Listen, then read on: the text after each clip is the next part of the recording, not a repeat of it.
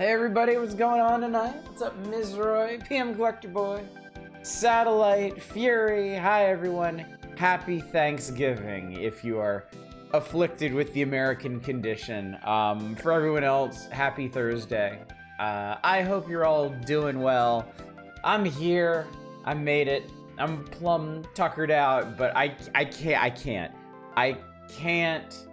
can't let this go any longer. We need to get back to the power hours. We have an obligation here. I actually measured out the pixels on either side of me to ensure that I am actually centered here, because there's no real good place for me to sit in this particular table of contents. It is it's a busy one, but one of their better layouts, I think. So yeah. So what have you all been up to? Me and my Thanksgiving Day hot dogs when yours tacos because the IHOP decided to close early. I mean, that sounds great. We did, my wife made a delicious roast beef dinner with some fine fixins, and I made some fine drink. I'm just doing water tonight. I actually do have to be up rather early tomorrow for errands before work, but it's okay. Again, we gotta get the power hours out there. We gotta get going on December, because if we don't get going in December, 1996 never comes. And you know what that means. I don't, but you know what that means. Pork chops sound good. Cheap thin cuts. I mean, that's what I grew up on, so that sounds good too. Remember the big meal today? 9 people. The sweetest waitress kept getting. Oh, well, at least you didn't have to worry about y'all. You know. We know what the changes you're planning are, because you mentioned that we never did the power hours again. Good evening, Eva. Good to see you. Yes, we're gonna talk about a couple things up front. Some important information for the future here. I actually have a bit more news now than I was originally planning to have. So, new upstart in the mecha scene called Iron Wing Valiant. That's cool. Good evening, Arcane. Good to see you. Shall enjoy Thanksgiving food vicariously. Nothing wrong with that. I mean, you know, we don't do the big turkey thing here. I talked to a fair number of people at the store that don't really do turkey. They do their own things, but it's really just an excuse to have a nice dinner and hang out and do stuff. Good evening, Justin Brett. Good to see you.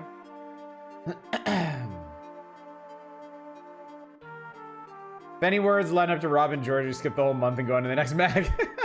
Who could afford food in this economy? I will say our store does make it pretty cheap.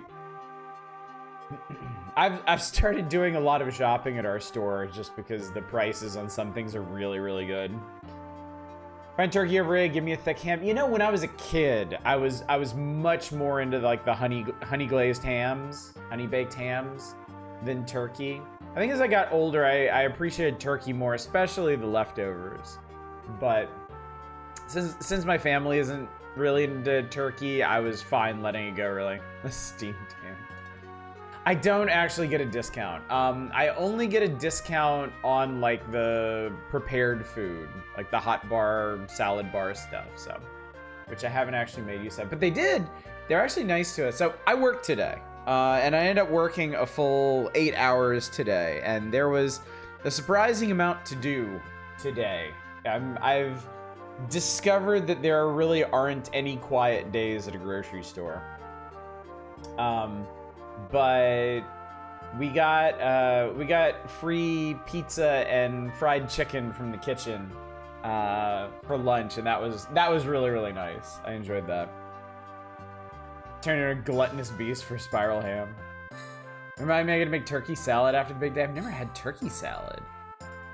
I bet that's good. I bet that's nice and flavorful. I also got a discount for non-food items basically as opposed to counter taxes. Good old Costco. Hey, no one will ever besmirch the good name of the Costco hot dog on my watch. Costco hot dog is peak. Steamed ham is a meme for the ages. We're number one, has nothing on it. Costco pizza, yeah, definitely. So, okay, so there's a couple things going on right now, chat. I'm gonna talk a little bit about the schedule first. I know, crazy, seemingly jumping right to it, but we may end up on some tangents. So I need to get things rolling in case it decides to roll down the other side of the hill. Me and the Planning Center tomorrow on the base totally fair with not being able to find your. Oh, that's cool. Yeah, that's what you want to hear. When the people helping are just like, all right, had enough of this. Yep. Love the Costco CEO for that particular power move. So, all right. A thing happened today that was honestly pretty cool. I'm full-time now. Not even 4 weeks into this job, my manager decided to make me full-time. So I guess I'm doing something right here. But that does mean I'm gonna be working a lot. I think I've been averaging like 30-hour weeks so far. So, here's the thing. Here is the thing. This job. Aw, thank you all. Y'all are too kind, truly. This is a very exhausting job. Those of you that have worked in a grocery store before will understand. But I'm throwing myself into this, and it is taking a lot out of me. I mean, I'm pretty much, whether or not it interferes with, whether or not the actual shifts interfere with stream times, I'm missing like a day or two each week just to being tired, just to being exhausted. And now I'm going to be working more. So, this is me warning y'all that change is coming. I don't know what necessarily. Also, I don't know what my full-time schedule is going to be like. That's the big thing I'm worried. I can start to afford 40K paint pots. Never too soon to start collecting supplies for the actual army.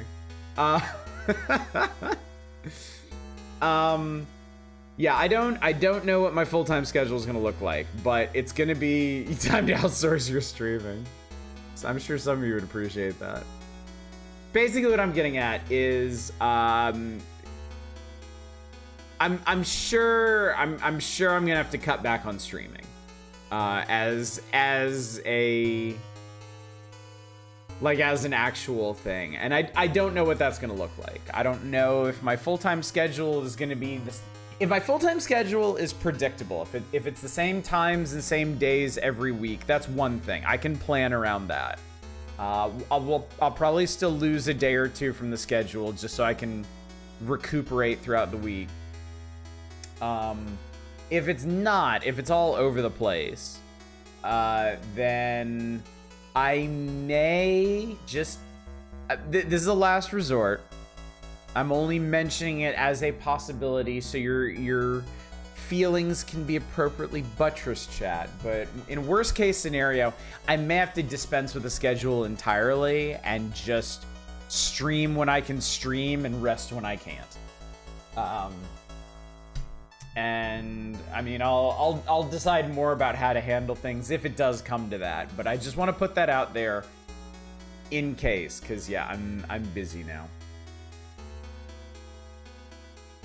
Regular Sracer nights. Job, yes.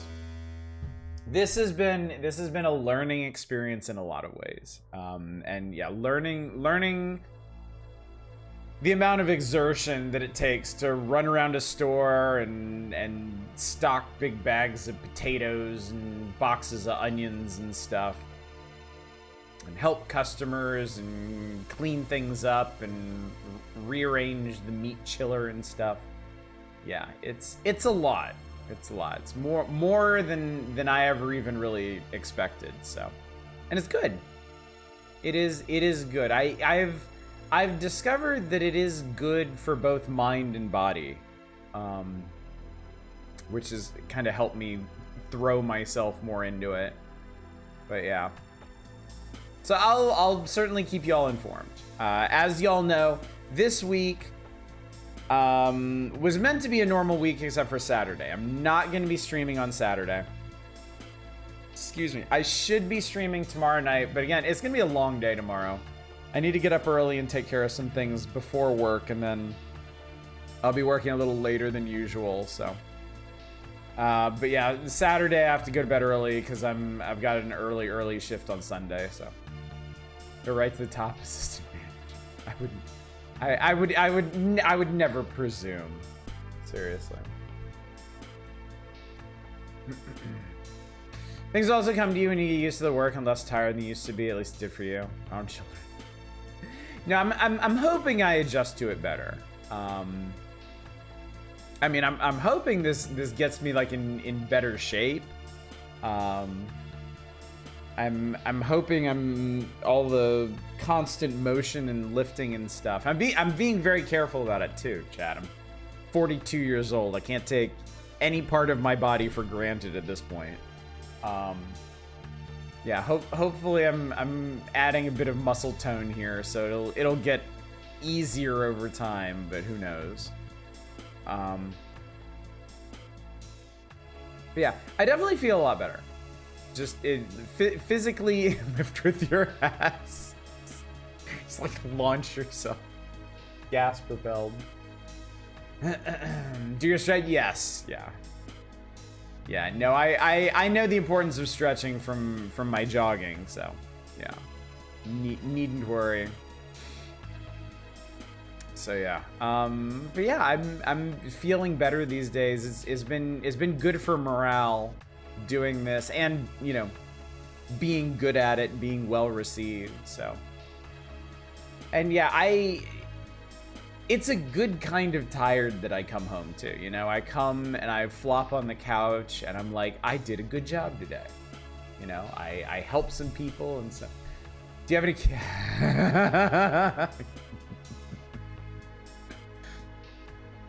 I do, Fury, but not customers. So, out of an abundance of caution, I'm not going to tell them yet. I will say, the customers that come through our store are fantastic. Like, they are really, really, really pleasant people. And I've enjoyed it. I've enjoyed talking to the people that come through the store more than I ever thought I would. I thought I was gonna be like a weird shut-in about this, like I am with everything else. Says the guy to his streaming audience that he's been yammering at for 6 years. But yeah, the customers are great. Good evening, man, and good to see you. Yeah, I helped some people. I didn't punch anyone out. It's a win. It's a win-win. Sure, you vitamin C to help you recover your muscles and soft tissues after walking a lot. I'm walking a lot in Japan. It's the only thing keeping you together. Okay. Good advice. Good advice. I think my diet's pretty healthy in vitamin C, but yeah.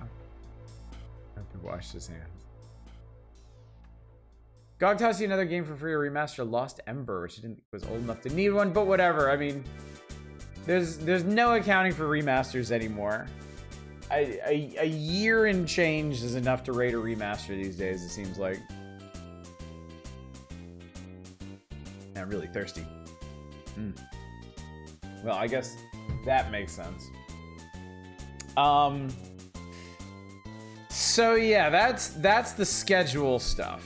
I'm full-time now, which means I'm gonna be working more, which means I'm almost certainly gonna have to scale back my streaming schedule just so I can rest more. So, but that's in the weeks ahead. I'm pretty sure that all gets sussed out in December. So, power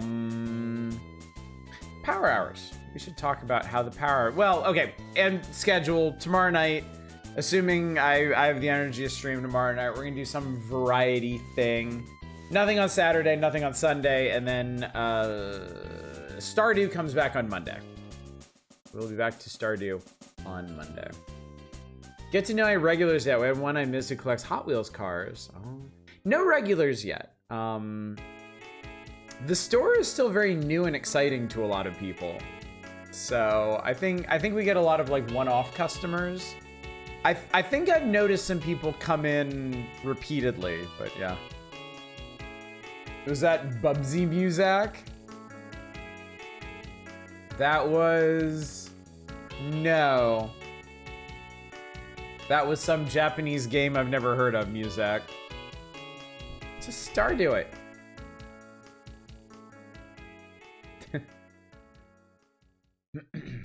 So yeah, alright, the Power Hours. And welcome back to it, chat.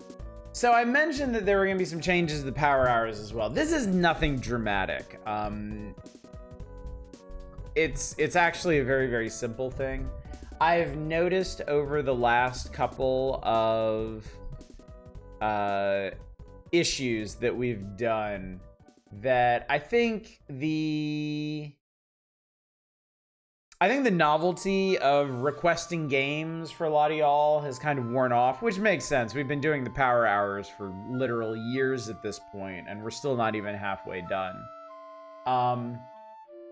So I'm no longer going to expect or wait for folks to request things.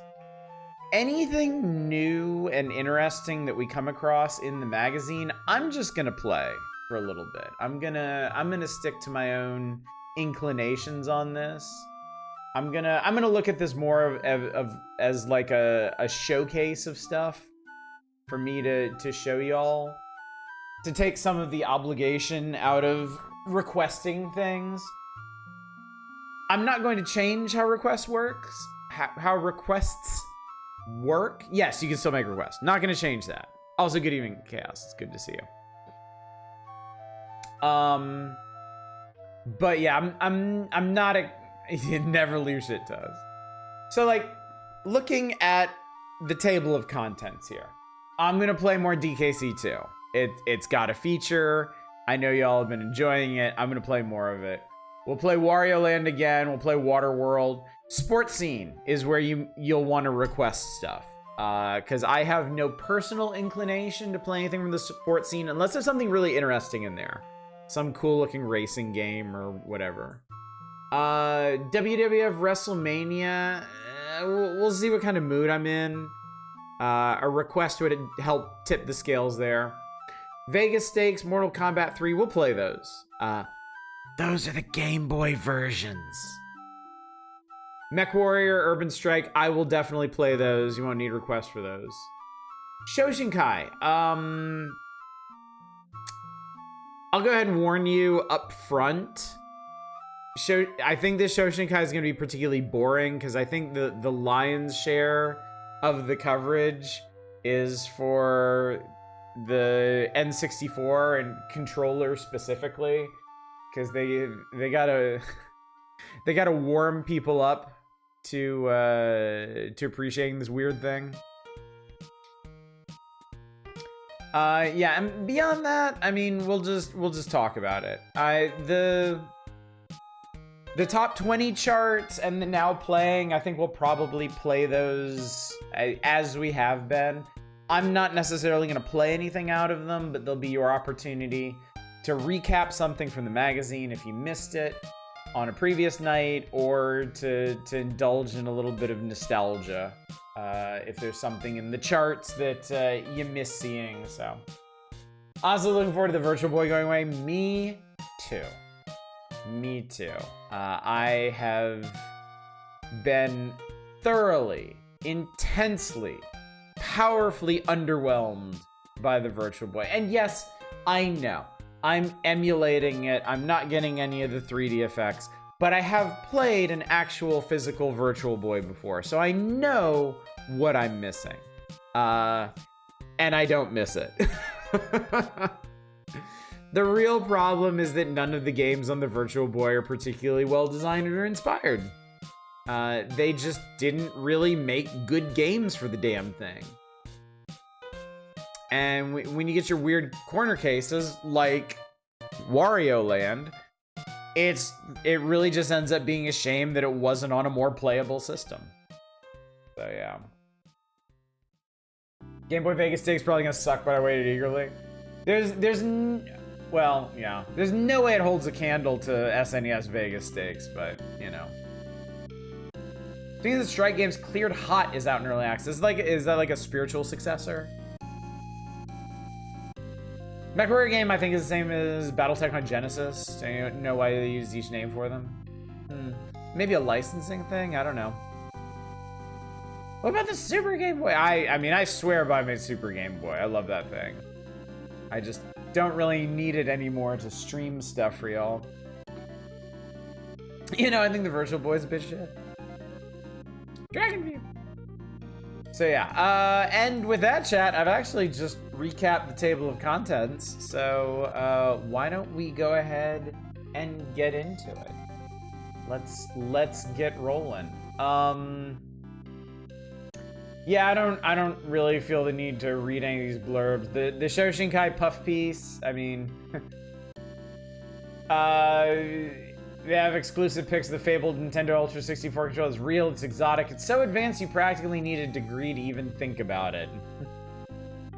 Sure, y'all. Sure, y'all. Look at the cover.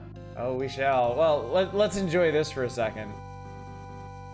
Stuck and freeze-dried is no way to go through life.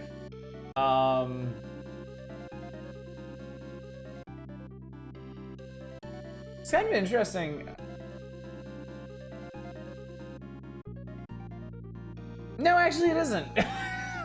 I think that was a bit of streamer brain going there, where I was like, it's interesting, chat, and then launch into something that I could maybe convince y'all was interesting, and then I looked at this some more and I was like, actually no.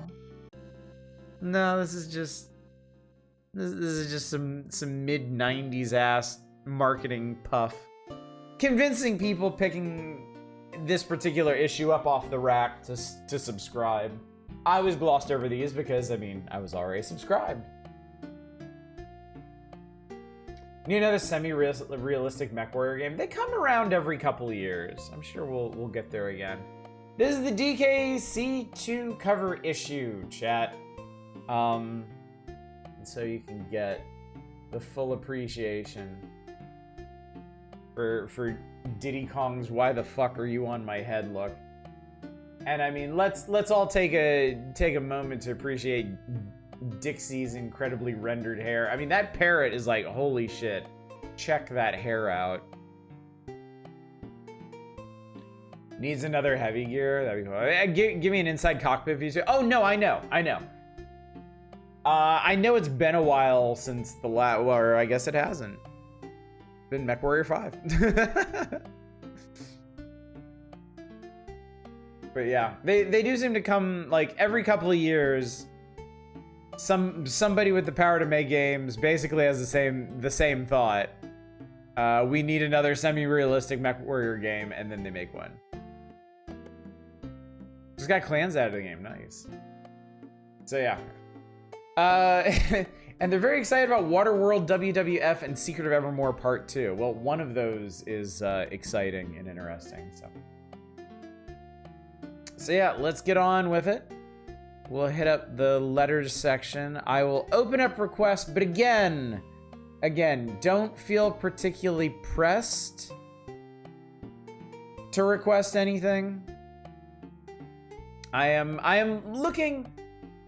Part of this initiative is to kind of move through these issues a bit quicker than we have been, and I know we made some pretty good time on some recent ones. But also, yeah, I don't really want to spend time waiting around for requests. I know what's worth doing out of this. So, yeah. Oh, Steel Battalion. I always want to give Steel Battalion a try. It looked really neat. And I like the idea of a really, really crunchy, techie one, too.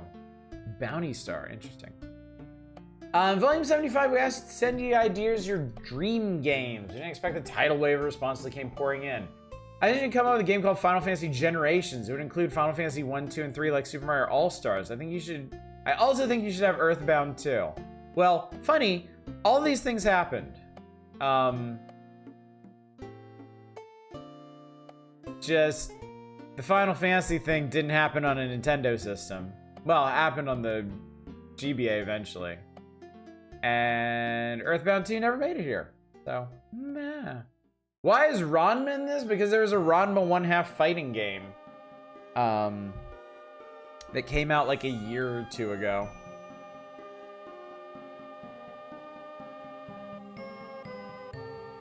Steel Battalion is a dream thing for me if I get a house to make a custom pilot chair for it. That'd be super cool. My dream game, a sequel to Super Mario Kart. You get cool power-ups like a plunger you can stick into opponents. You can shoot them anywhere you like. The power-ups would make a double of you. Then other players would waste their shells and bananas trying to spin you out. I think Christian Bray might have manifested the entire Kart franchise into existence. But interestingly, not these specific powers.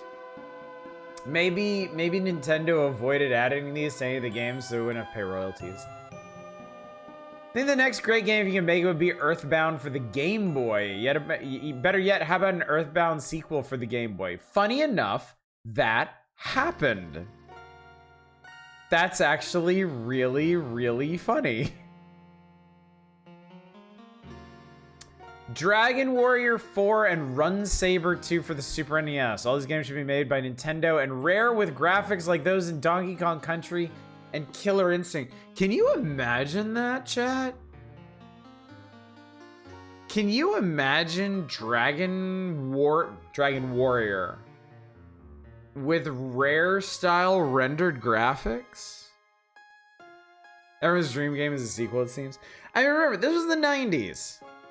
This was the 90s where it was kind of rare for your favorite game to get a sequel. We didn't have like these endless, like sprawling franchises. Big publishers were still taking chances on games and not sticking to their ironclad franchises. It was a different time. It was a more innocent time. Wasn't Run Saber that legally distinct Strider game? It was, and it was pretty cool. Run Saber was pretty solid. Also, good evening, Negarotep. Good to see you. RPG and DKC style sounds kind of sick. They were gonna kind of do that, but turn it into Banjo. No kidding. That's actually really interesting.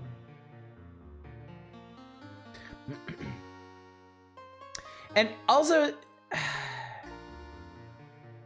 isn't Dragon Warrior 4 the only one of the first 6 that isn't on Super NES? Because they ported 1, 2, and 3, right? And then 5 and 6 were natively on the Super NES. And 4 was just like this weird oversight. How funny that is. My dream game would be a sequel to SimCity with an election every 4 years or so and more sources of info like a newspaper. Well, SimCity 2000 had one of those things. SimCity... I understand why they never went that direction with SimCity. You know, it's more of like Tropico's domain, where you're kind of accountable to your citizens and can be like voted out of office and whatnot. I get why SimCity didn't do that, where your concerns are pretty much just growth and financial. Because SimCity was always meant to be like a sandbox, a toy for people to play, you know, city blocks with. Ford did not get its first remake until PS1, and that version did not make it over here. My dream game would be a sequel to Yoshi's Cookie, but a gritty noir crime mystery. My dream game would be a sequel to Star Tropics that doesn't suck butt. I think that would be amazing. Cameron Triplett Jr. from Brooksville knows exactly what he wants in life. Free Willy and the Munsters. I think it'd be really cool if you made the Mega Man characters into a fighting game. That happened. I think I saw, what's his face? Guy who does the damage shufflers. Oh god. My brain really doesn't work so great anymore, chat. I think he had a Mega Man fighting game in one of his damage shufflers. It was an arcade game, okay. Okay. Free Willy and the Monsters, 2 different games and he wants or doesn't want a crossover game. I mean, you raise a fascinating question there. And the associated concept is kind of terrifying to behold. Free Willy meets the Munsters.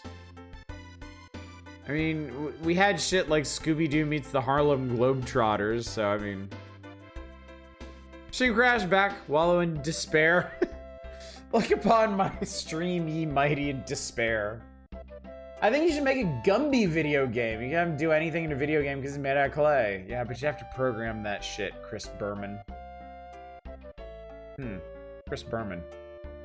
I would like Tank Girl to become a game on the Super NES because the idea of a woman's super action hero is pro-feminist, appealing to many women and men. Why should women keep on taking a backseat to men? Arnold Sly and Jean-Claude get very nauseating after 10th Macho Man film made into a video game. I mean, you're not wrong. Robin Orlanori makes a good point here. It's just Tank Girl on the Super Nintendo. I mean, in the era of Mortal Kombat, I guess is not such a stretch. Just Robin got their shops together. So there's a new video where this guy represented the Sun ping pong ball, got his car, drove the channel, got into ferry, drove his fans into Spain. Have another ping pong ball and said here's Proximus entire. Oh, that's cool. That's cool. Tank Girl was a terrible movie. I've always wanted to read the comics. I've always heard the comics are pretty solid. It's a weird ass movie. Weird ass, often uncomfortable movie, but yeah. The X-Files would make a great RPG. Shannon Callahan, you're goddamned right about that. And it's a shame that we never really got it. I mean, we got the next best thing, which was X-Files Point and Click Adventures. Except I'm not sure how good those were either. And a card game that I never played, but I always wanted to. Got a terrible FMV, of course it did. It was the 90s. Earthbound 2, this time Ness is older and can even drive his own car and borrow money from his mom and dad. At the arcades, he can play way cool games like Killer Instinct and Primal Rage for 25 cents. He can have his own Super NES at home and buy real Super NES games. Okay, I think this one kind of went off the rails here. Earthbound 2, cool. Grown-ass Ness playing other video games in his video games is just like... spiral of insanity. Legacy sequel Ken Griffey Jr. presents Major League Baseball. The following changes: more controlled pitches, controlled slides when base running, trades, and player slumps and injuries. Oh, okay. Aaron Dolores getting into the crunchy bits of this. I saw this FMV was actually not too bad. I had a lot of cool cameos in it. As an RPG, it would do great for the character-heavy X-Files plots. Is there JRPG combat?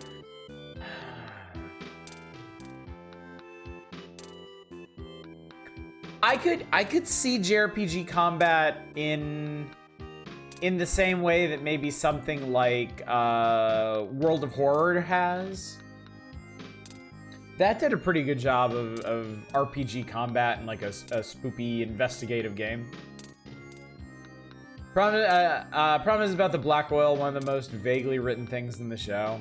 Yeah, the whole, like, the main meta plot with the whole alien invasion thing in the X-Files was...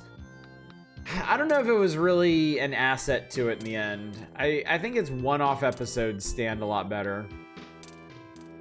They certainly had, I will say, in the early days of building it up, they did succeed in having some pretty exciting cliffhangers and revelations based on it. But it just never really went anywhere that interesting. And it ran into the same problem that every long-running mystery does. Once you start explaining it, it just loses all of its mystique. I mean, out of necessity, you know? I think The X-Files was one of those shows where they probably could have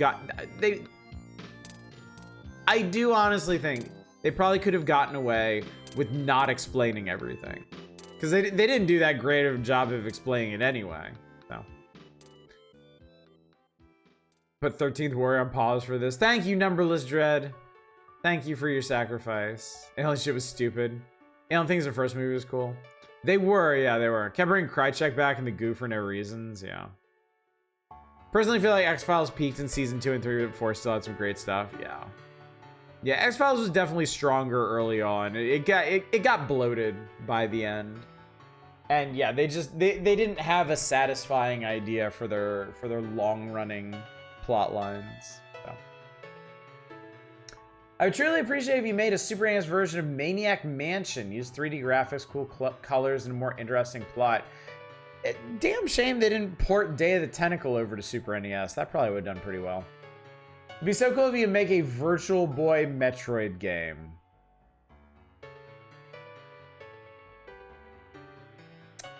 I'm imagining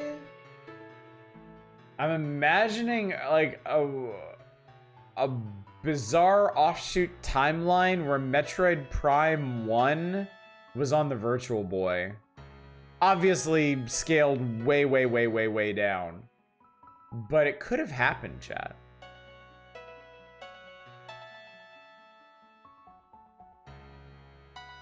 Lone Gunman was the best thing from that show. Lone Gunman were hilarious. Though I gotta say, the Lone Gunman couldn't really hold their own spin-off show.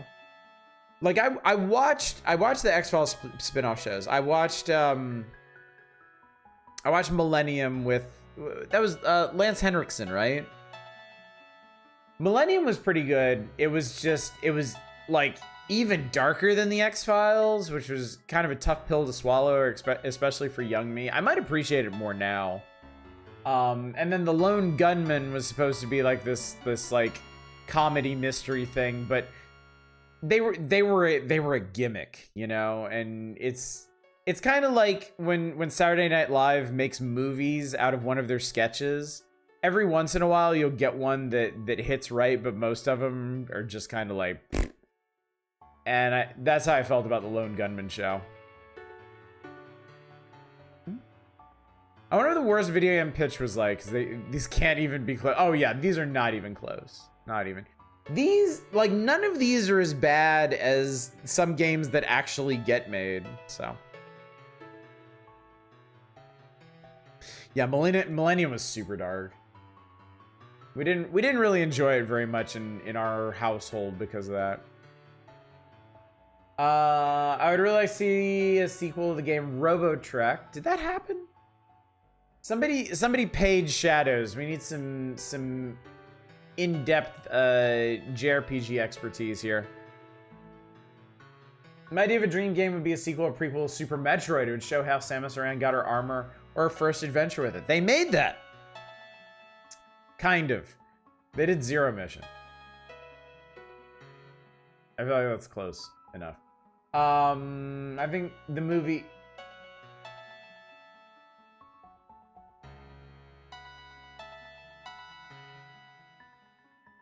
I think the movie Species should be made into a video game for Super NES and Game Boy.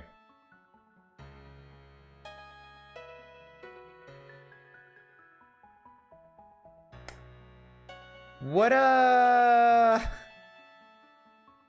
would you do in that? Get that idea and burn it.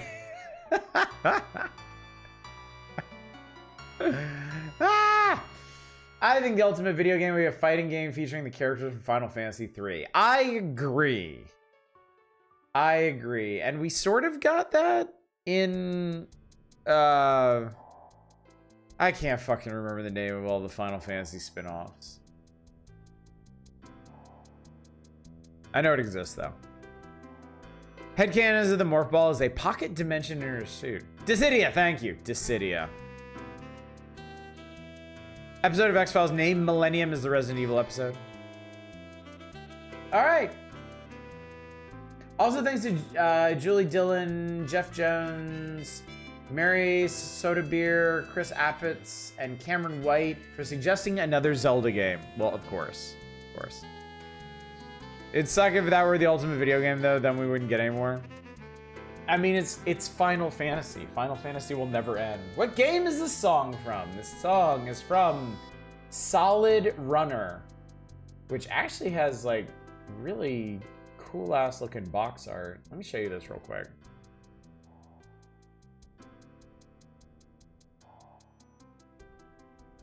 Yeah, look at that. Final Fantasy 17 is... Yeah, Final Fantasy will never end. Never, ever, ever, ever, ever, ever. Because Final Fantasy is dynamic. If one Final Fantasy doesn't do well, they'll just take it in a totally different direction for the next one.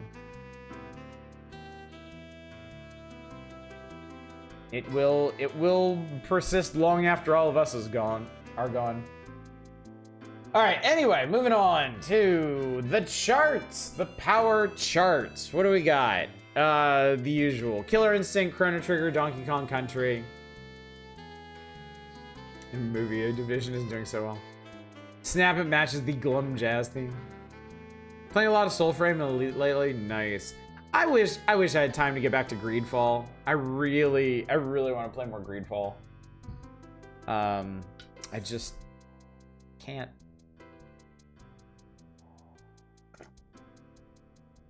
All my gaming effort goes in my dumb phone games. They put Orochi and Gonitz in the King of Fighters AFK game. That was pretty exciting. Greedfall is so buggy. I know, but in a charming way. I really like Greedfall. I am enjoying it immensely. As a kid, I'd play Killer Instinct by holding the controller over my head and mashing the buttons while dancing. I was not very good at the game. I thought they put Orochi in Star Wars. Oh my god. That might be just what the game needs to save it now. Crossover with some Japanese-ass fighting game franchises. At Solid Runner, the weird old games list. Good call. Good call. Alright, DKZ 2, Super Mario World 2, Legend of Zelda, Mortal Kombat 3, Final Fantasy 3, Super Metroid, and Ken Griffey. Rounds out the rest of the top 10. Then we got MK2, Earthworm Jim 2, NBA Jam Tournament, Mega Man 7, Batman Forever, Doom, Earthbound, Illusion of Gaia, and NHL 96. DKZ 2 and NBA Jam Tournament Edition fell off the charts last time, but they're back. Mega Man 7, Batman Forever, and NHL have not charted before. Batman Forever never should have charted. That game is ass. I'm a little surprised Mega Man 7 didn't make it on here previously. I suppose that means people are actually playing it at this point. The Game Boy Top 10 actually has a little bit of movement. Zelda, Donkey Kong Land, Tetris, Galaga, Killer Instinct, Metroid 2, Mario 2, Donkey Kong, Dr. Mario, and Asteroids. So Killer Instinct jumped on there, and Dr. Mario and Asteroids re-emerged from the murk. Illusion of Gaia should be way higher in this chart. Where are you looking? Oh, on the Super NES one? I mean, it's been on the chart for over a year. So... It's certainly had its time in the sun. Virtual Boy only gets a top 5 because that's all that exists. These are all the games for it. Top 10 team sports games. I don't give a shit. I'm not even reading this. Virtual Boy top 5. Mario's Tennis, Galactic Pinball, Mario Clash, Wario Land, Red Alarm. They're just re-scrambling them. And the most wanted, Ultra 64, Killer Instinct on the Ultra 64, Mortal Kombat 3 on the Ultra 64, Cruising USA on the Ultra 64, Doom on the Ultra 64, what we now know as Doom 64, Virtual Boy, I am so sorry, children. Mortal Kombat 3, DKC 2, Super Mario World 2, and Killer Instinct. No great surprises here. Doom 64 is a pretty neat game, yeah. I've never gotten all the way through it. I don't love the level design in it. In retrospect, I kind of think OG Doom 1 kind of spoiled us for level design. Because Doom 2 famously has some pretty rough level design, and yeah, Doom 64, I love everything else about Doom 64, but the levels get a bit tedious to suss out. And I wasn't able to finish it because that Doom 2 is rough in general, yeah. It's a high price to pay for the super shoddy. Having those undead chain gunners and archviles and just some really shitty levels. That's the thing. Doom 2 is the ultimate modding platform. They can't all be done by Romero. Yeah. You want something done right, get John Romero to do it? I guess, but he might make you his bitch in the process. Moving on! Oh, that's so much text. Oh, it's so much text and it's so tiny, chat. Oh, get reading, puppet. Where does Final Doom fit in? All right. Ultimate Doom is to Doom 1 as Final Doom is to Doom 2. Final Doom is the expanded version of Doom 2. It includes 2 additional, I think, yeah, Plutonia and TNT, I think. Unlike Ultimate Doom, like I think if I remember correctly, the 4th episode of Ultimate Doom, Thy Flesh Consumed, is actually meant to fit into the story of Doom. Yes, I know Doom has a story now, but you know, back in the 90s, it was a laughable concept. I don't believe Plutonia or TNT are actually like canon. I don't think they actually have any story connections to anything. But yeah. My passion is graphic design. Is there a Fallout like Doom 2 mod series? I forget the name of it. It'll look good. There is actually a first-person Fallout fan game. I think it's, what is it? Like Fallout Bakersfield or something? That I've been following that looks really, really good. Like they've absolutely nailed the aesthetic. I have no idea if they're gonna nail the gameplay. That's like the big question.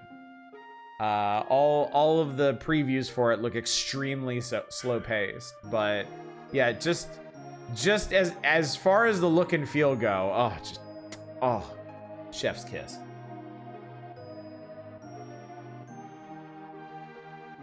I Final Doom on PS1 where I had the moody music and different sound effects. That's cool.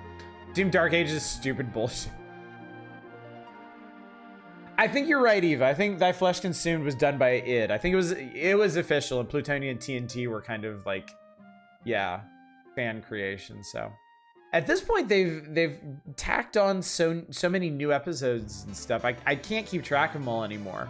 Every time they do another remaster or re-release of like OG Doom and Doom 2. They get like Machine Games or Romero or somebody to make another episode for it. There's an Overhead 2D mech game coming out too. I forget the name of it. It looks amazing too. All right. Nintendo 64 arrives in Japan as the biggest video game event in history. Nintendo Power puts in the I don't want to. Chat, I don't want to read this. This is boring. Ah, Christ. I'm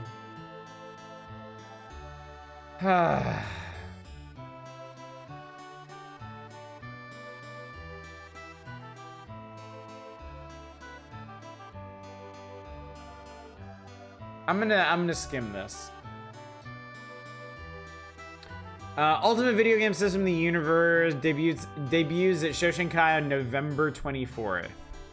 So this is, keep this in mind, chat. This is the December issue of Nintendo Power, but they basically wrote it and pressed it in November. So that would have still been the future for them. Because you would get these issues early in the month they were for. And 64 controller is the best controller, hands down. It's all been downhill since there. Didn't want to read about filleting a game console. You shouldn't have opened the magazine. I know. I know. It's just, it's so many words and I'm so tired. As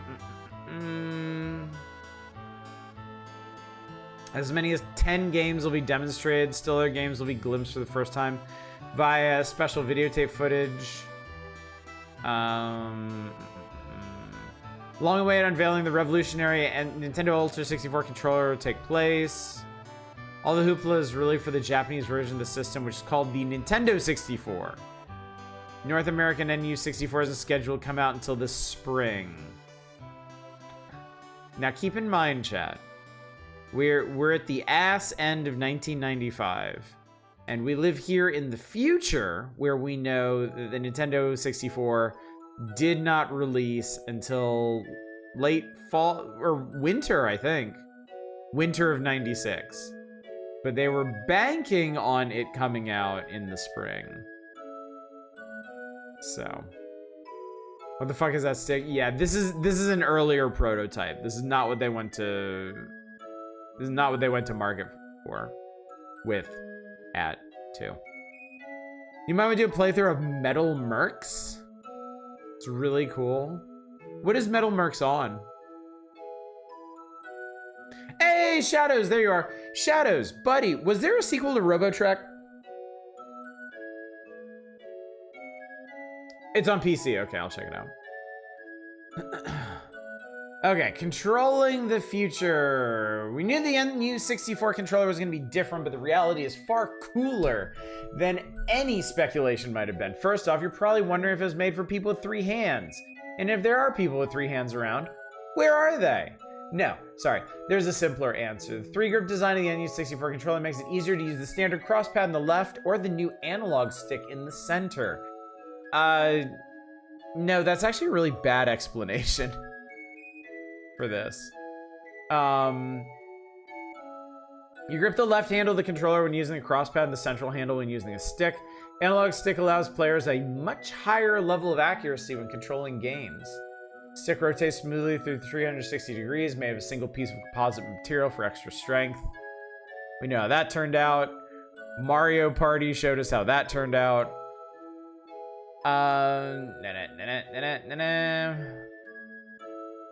Not every game may make use of the stick, but it is a significant step above every other controller in the video game world. Okay. I have Grok, is this true? What's up, Dave? Remember all Zero games that use the D-pad? Yeah. Not as far as I know, Robopon would reuse a lot of his ideas. Okay, gotcha. Thank you. Thank you for letting me know.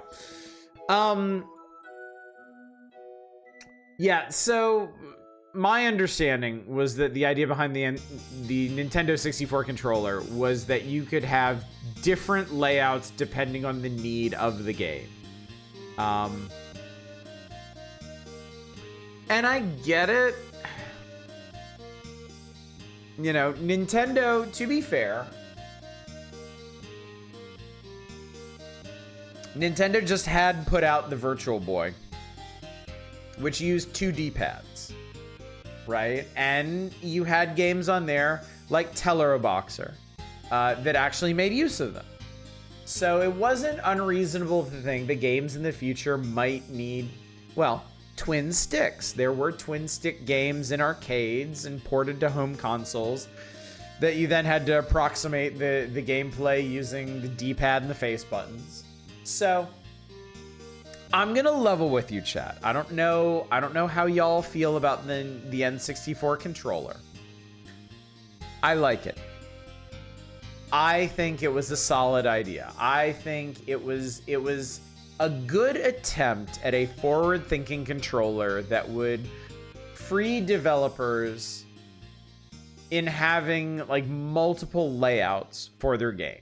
You know, you could use the D-pad and the face buttons for more traditional like Super NES style games, like 2D games, or if they actually made RPGs, like old school RPGs for the N64. You could use the D-pad and the analog stick for like twin stick experiences, and you could use the analog stick and the face buttons for literally everything else, which is what happened with like 98% of the... You're welcome. 98% of the 64's library. Did I just run out of music? I think I just ran out of music. I just ran out of music. Well, goddamn my eyes. Let's just pop over here. There we go. Start with some Seiken Densetsu 3. I was lurking at the start. You don't need to explain the difference in format. Okay. I've never played Sin and Punishment. There's a Robotron N64. Did that also use pad and stick? It's fantastic in scratch places other controllers can't reach. Found it weird. It was never an issue. Yeah, that was the thing. I won't deny it's a little awkward. You know, you're used to holding a controller like this, right? But the N64 controller, you're holding it like this. It feels weird, but it's really just something that you get used to. It's not going to cramp your hands or anything. It's not going to do permanent damage to you like some consoles we could name. But yeah, once you get acclimated to it, it's a perfectly serviceable controller. Z-Trigger has some really unique game feel for shooters. I agree. I definitely agree. There's a D-pad and stick control option for GoldenEye. I remember that, yeah. I remember that. Actually, wasn't... I'm trying to remember what the default for GoldenEye was. I don't actually remember how that game controlled. Only other system it kind of compares to you in terms of that is the Wiimote, because B button for shooters. Yeah, the Wiimote actually, I think, had a lot of N64 design DNA in it. Yeah, you definitely get used to the N64 controller. Yeah, it's not a bad thing. I have, and chat, just to keep you updated, I'm still debating what I should do for the analog 64 here. I haven't ordered a controller yet. I honestly haven't decided if I want to roll the dice on a used official one or just buy the 8-bit dough one designed for the system, which is a much more traditional and general use controller. I can't decide. I'm struggling a bit.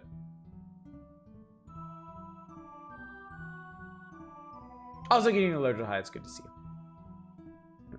Forward backwards turning was analog, C left and right were strafing, C up and down we're looking at. Oh, okay. Damn, Play the World is not enough on N64. GoldenEye gets all the love. I thought the other one was pretty dang neat too. I never did. Of course. Oh. GoldenEye was the last N64 game I had.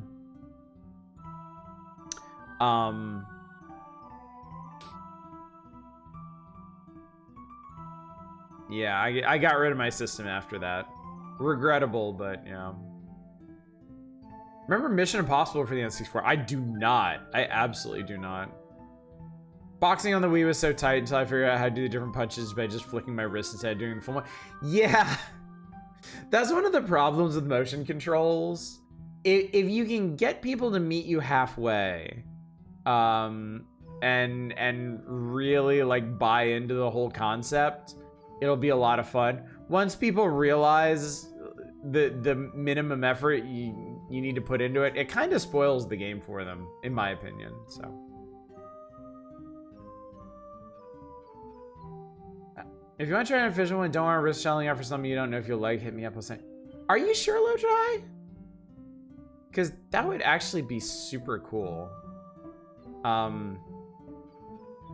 I feel I feel bad. I feel bad accepting an offer like that, but that really would be my big fear with ordering, because I'd be ordering a controller off of eBay, and my big fear is that it'd be a piece of junk, because I know N64 controllers got fucking worked over, and there's no way to know what I'm getting through there.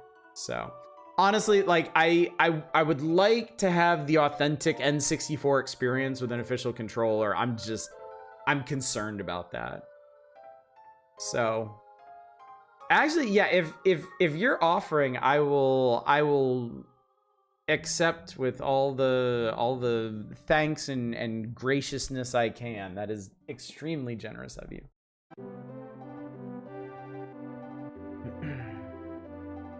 Also, yes, happy Thanksgiving, everyone. Happy Turkey Day. Gobble, gobble.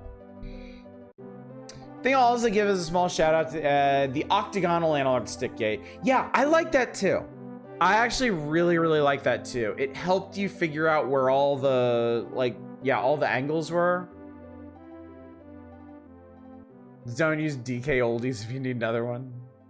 Yeah, that was a nice concept, because it can sometimes be really hard to hit. I mean, it can kind of be hard to hit, like, the cardinal directions on a more open control stick. So, yeah. But yeah, ultimately, all this is to say, I actually thought the N64 controller was kind of cool. I honestly thought it was pretty okay. It took me a while. Like, I probably didn't fully come around to that point until after I was done with the N64, but in retrospect, it was a solid controller. Notice that with the Switch Monkey Ball, it's real hard to be precise in the same way you can be with the GameCube games. Always make my characters run forward and slightly left. Yeah. Yeah, I think everybody has sort of like a lean one way or the other. It's so hard to get that, like, dead on, you know? All right, on to the control buttons. Button above the stick is the start button. 2 larger buttons are right, or A and B. 4 buttons to the right of those can be used in many ways, including used as an additional directional control pad. Now for the buttons you can't see on top of the controller, left and right. You'll find a trigger button directly under the analog stick. Zoom with the stick with your thumb. The trigger button feels like the trigger on a flight stick. For shooters and simulations, the setup is absolutely awesome. Believe it or not, there's more, but we can't mention it yet. As for the NU64 console, it has 4 built-in controller ports in front. You'll never have to buy a multiplayer adapter with the NU64. Our guess is that more multiplayer games will be programmed as a result. And they were right. They were actually right about this. And I'll give the system credit for that. It was cool that they actually went all the way up to 4 ports and issued the need for a peripheral just to do big multiplayer stuff. I think that was honestly a pretty big selling point by the end of the N64 was 4-player party games. You know, I really think having that built into the system made stuff like Smash and Tennis and Kart work the way they did. Played so much Perfect Dark on N64. I've never played Perfect Dark. Always been curious about it. It's so weird, it's hard to go straight in some games, and every time hard time going straight too. Most played N64 is either Hexen or Battle Tanks Global Assault. I guess my most played N64, well, I don't know, it's hard to say. I played a lot of Mario 64. Like, I did multiple full playthroughs of Mario 64. I spent a lot of time in Shadows of the Empire. I did, I think, literally everything you can do in Shadows of the Empire. And I played a lot of GoldenEye. I had almost all the cheats unlocked in that. But I never quite got there. And I never beat the Aztec levels, so I never got to the... Or no, I never beat the Aztec level on like hard or super hard or whatever you need to beat it on to unlock the Egypt level. So I never actually got to play the Egypt level. Perfect Dark is great, got done dirty by requiring the N64 expansion chip. Never played Blast Corps. I played Mario, Wave Race, Shadows of the Empire, Turok, and GoldenEye. I think it was just those 5. Those are the only 5 Nintendo 64 games I really have any experience with. And I played a lot of all of them. But yeah, I did beat Turok. I did actually beat Turok legit. It was a fucking undertaking.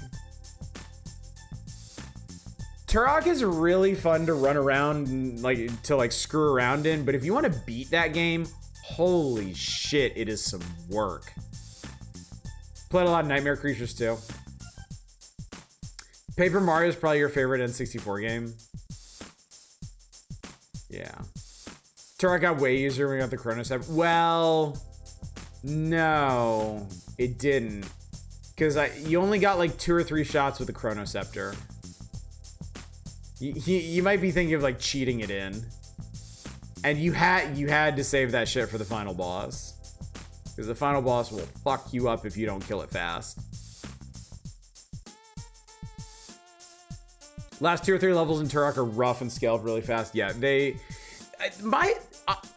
combat in Turok wasn't too bad for me. I remember having to be really, really cautious in the last couple of levels. And there's a quad rocket launcher in the game. And I remember just spamming that into blind corners and things to make sure everything was dead before moving on. Because yeah, there were definitely a bunch of enemies in the later areas where if they caught wind of you, they would just smoke you. My biggest problem was navigating some of the mazier levels, and then around in the middle, there's some really nasty platforming. There's one level where the entire back quarter of it is jumping across these pillars in a big chasm, and there's dead ends, and there might even be a blind jump or 2 in there somewhere. Yeah, platforming is fucking rough in that.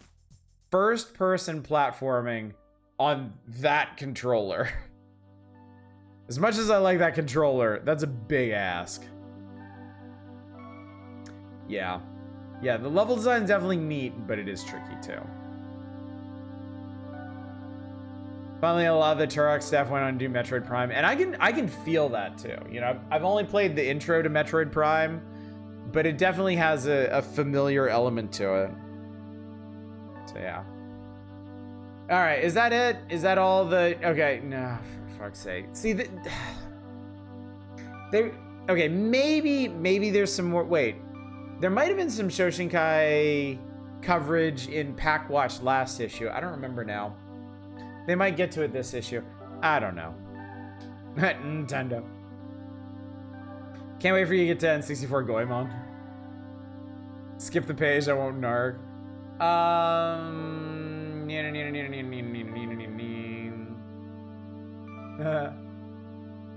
The sculpted shape of the radical new Batarang-like controller was so complex it couldn't even be modeled on a computer.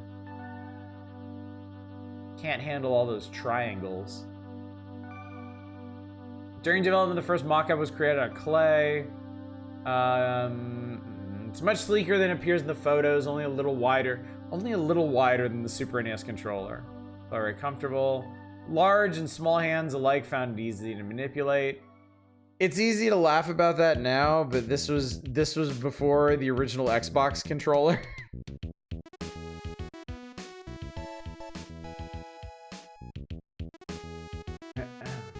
Prime 4 on Thursday? Nice. Looking at why it got renamed from the Ultra 64, apparently the running theory is Konami's fault. Trademark disputes with Ultra Games and shit. Interesting. I mean, look, I'm gonna level it. It didn't need to be called the Ultra 64. I actually find it really awkward to refer to it as that when I'm reading through these. I'm looking forward to them dropping that and just calling it the Nintendo 64. Xbox controller is way too big for baby me, probably still is. I could use the original Xbox controller, but it was uncomfortably thick. Like it was like holding a side of ham. The S controllers were way more my speed. It's obviously called the Nintendo 64 is right there on the console. Well, it was all the interesting thing is it was always called the Nintendo 64 in Japan. And I guess NOA pushed to rebrand it the Nintendo Ultra 64 in the United States. Yeah, I don't know. To give it that 90s extra edge. And eventually they ended up ditching that. White and black buttons were too hard. Oh man, I don't even remember what those felt like. It was so long ago. Buddy was 6'4" and pretty much the only person I know found that controller comfortable. Second version of the Xbox controller is what I had. Yeah, I think that was the S version. And yeah, that was solid. That was good. Wasn't the S controller what Japan always had with the Xbox? I believe so, yeah. I believe so. The Nintendo Mega Cube, the Nintendo Ultimate Wii. They're like Tic Tacs that stuck up too far and they hurt my thumb. Oh yeah, they were like little gems. They were like little gem buttons that jabbed up. Yeah, we didn't need that in our lives.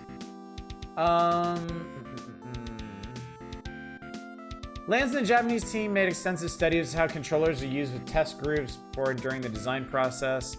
One thing they learned is that most games use a few buttons for most of the main controls, such as jumping and shooting or accelerating or braking. That's why the A and B buttons are placed for easiest access on the new controllers, why they're larger than the others. They're the buttons that get the high traffic.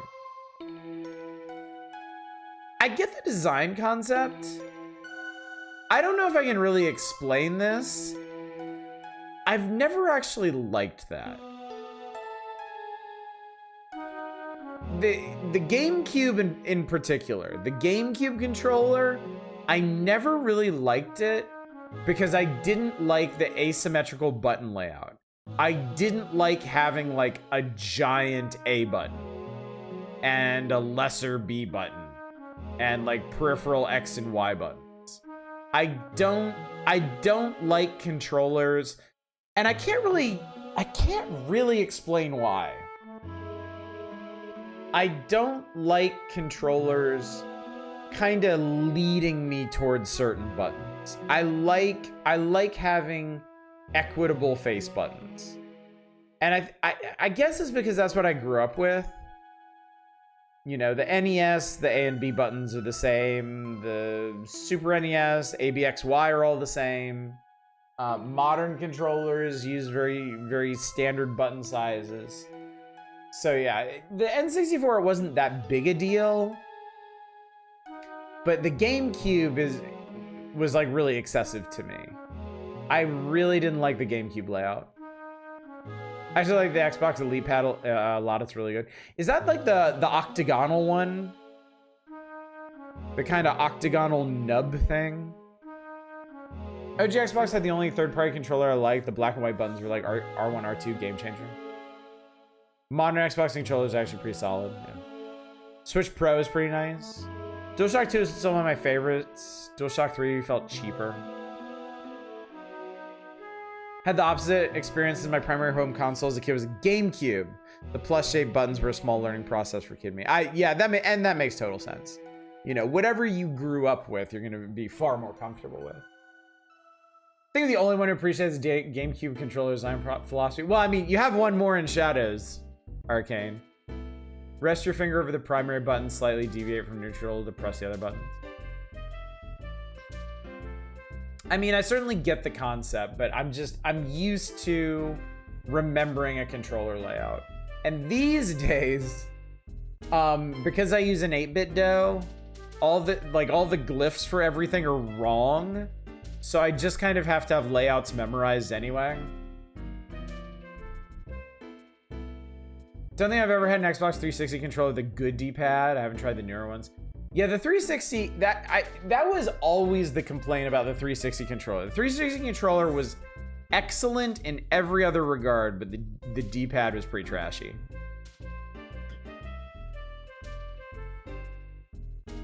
You're the only one who liked the Sony Boomerang controller.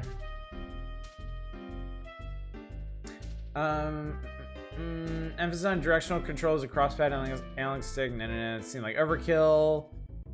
Software that will make use of the Nintendo Ultra 64 system's remarkable ability to display super realistic 3D graphics. Ah.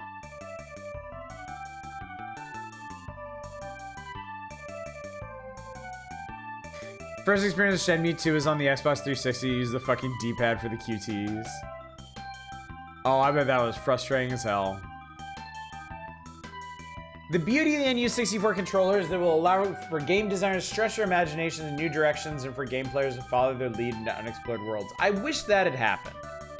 I wish there was a greater spread of control schemes between N64 games. I mean, history worked out well enough. The N64 ended up being an excellent party gaming machine.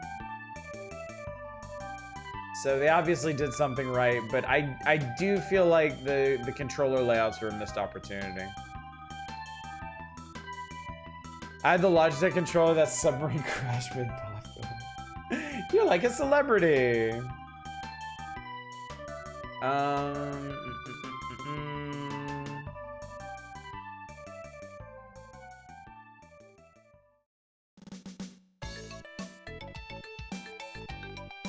All right, not really interested in the rest of this other than when will the Nintendo Ultra 64 be released in North America? April 1996, no change. Yet. PS2 controllers are nice. I went through 2 of them on God Hand alone trying to do the QTs fast. Look who it is, chat. The Kong clan is back in all their fully rendered glory with Diddy and Dixie leading the charge against Captain K. Rool and his Kremlings. So, I was actually wondering about the world map here, because I didn't have a real good feel of where we were going and what we were doing. So you start on the ship, and then you go to like a volcanic coast, and then I think we left off at Kremquay maybe? Swampy area. And there's Crazy Kremland, Gloomy Gulch, and K. Rool's Cube. So there's only like 6 worlds in this one. Oh, God.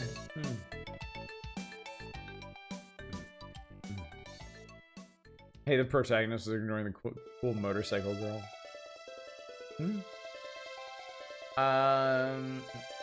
Yep, 6 massive worlds. Not massive, really.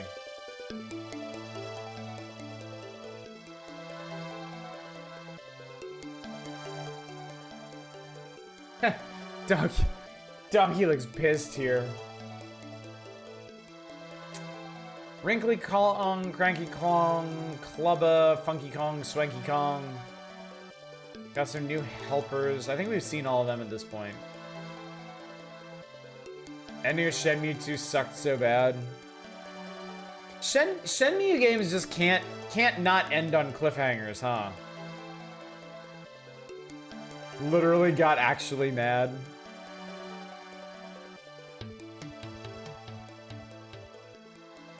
Oh, Nintendo Power getting a little bit feisty here. Not only is there enough cool treasure around to choke an elephant, you'll also find a shipload of new barrels, balloons, and whatnot that'll make your job of hearing a bit easier. Banana coins, hero coins, creme coins. Okay.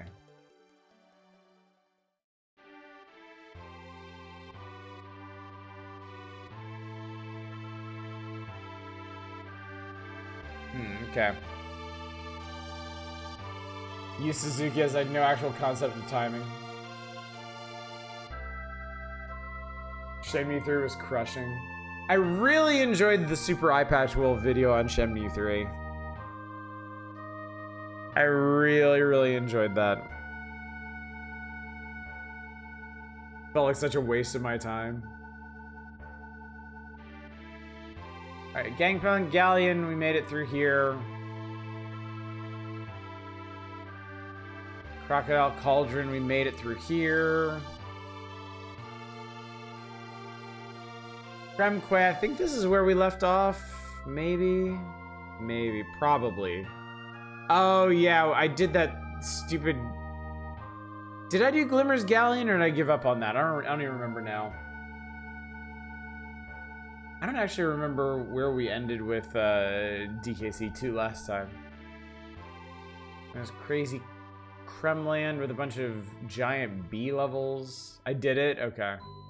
And hey, yeah, well, of course I hated it. Gloomy Gulch, and then... Looks like there's an airship, chat.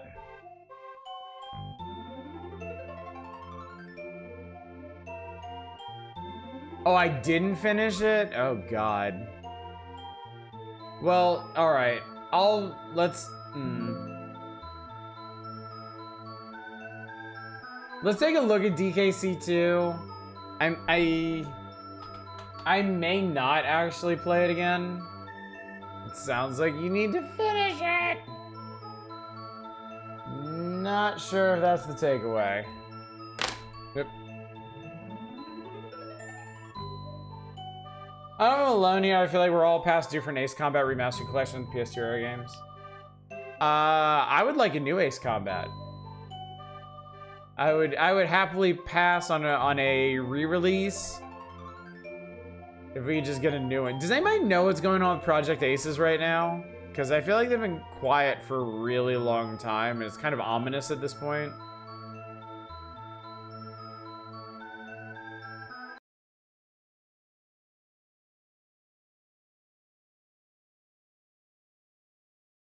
Namco's been kind of a weird, messy thing lately. Concerning. Namco has lots of things I like.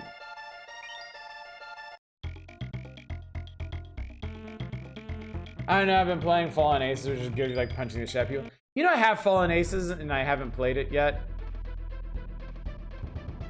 Huh.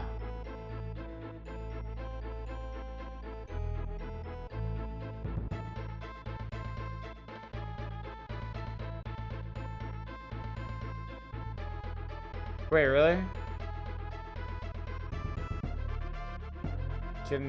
Why am I here? Alright, Funky's Flights.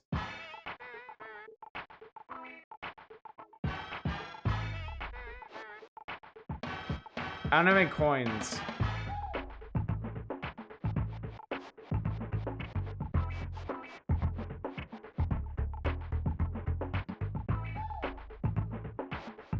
Chad, I'm done with DKC2. I'm not doing this anymore. I'm sorry. I'm sorry. There is too much about DKC2 that I just hate.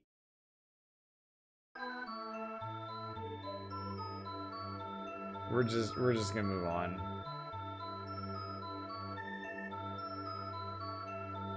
Apologies to anyone who just loves DKC2 to bits, but I can't do it anymore. Yeah, quick reminder of why you decided to give up on it last time. I remember now. And, yeah. We can play Earthworm Jim 2 instead! Isn't that what we want? Wouldn't that make everyone happy?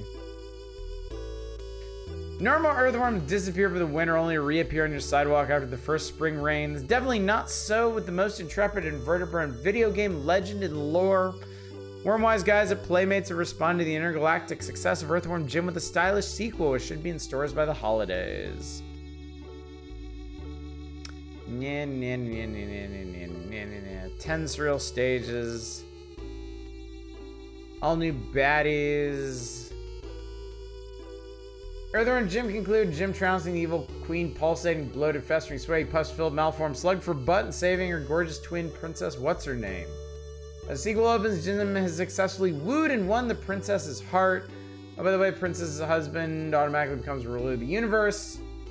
You're a bounty hunting bird with a mean streak a mile wide. What would you do? Yep, faster than Jim can say I do. The evil Psychros kidnapped the princess and dashed off to the Las Vegas system for a quick 24-hour convenience store needed wedding. Convenience store consent needed wedding. All right, so what do you do in this? I like the cartoon. I don't think I've liked anything else about the franchise games, but I actually like the cartoon too. I actually like the cartoon quite a bit. Cartoon is very clever and very well voice acted. Fallen